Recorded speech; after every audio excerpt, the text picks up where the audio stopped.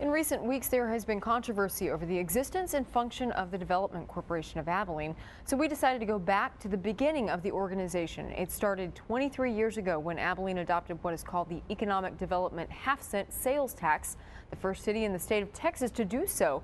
In a KTXS special report, city reporter Michelle Frizzalone talked to two founders of that tax. Michelle? Braid, many say the creation of the DCOA has changed business not only in Abilene, but in Texas. Cities have become more competitive. They're all trying to bring in business and jobs to boost their economies. So we asked the question some in the community have voiced. Is the DCOA still making a difference?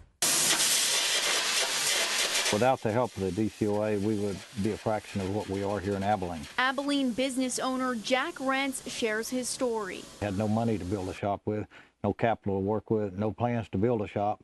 Things changed and people became available and the DCOA was available. His plans were to outsource manufacturing parts to Oklahoma.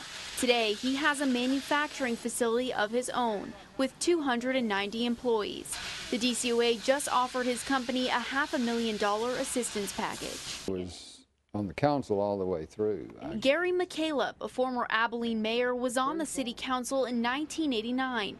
The year Abilene adopted the half-cent sales tax that created the DCOA. Being able to have some funds to attract businesses has become extremely important. And we were realizing without those funds, it was very difficult for us to attract because other cities were having things like that. He's talking about incentives, something he says the city needed to bring to the table. So what are you going to do? And if we say nothing, they say, thanks, we'll be going to one of those other two places.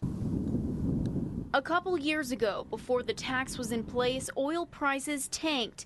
Economics professor John Hill, also a former city councilman, says the oil slump in the 1980s changed business in Texas. Backing things out of what was happening in 1989, 88, and 87, in Texas, there was likely an outcry for finding some way to develop industry once the tide rolled back and left us without any oil money. The city turned to trying to attract manufacturing jobs, and since then, Abilene's economy has become more diverse. So it's changed, but there's still elements of the old economy that are part of the economic development strategies of the DCOA.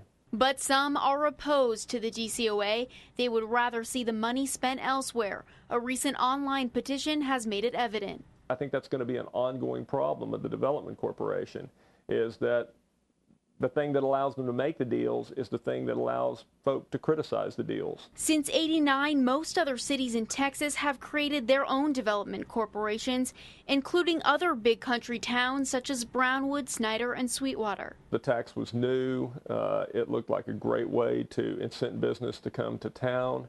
Of course, the problem with that is that everybody else could adopt the tax designation for an economic development fund. We asked McCaleb if he had to do it all over again, would he vote for the DCOA? Oh, absolutely. Yeah, if we were back there again and said, do we want to do this or not, I'd say we need to do it.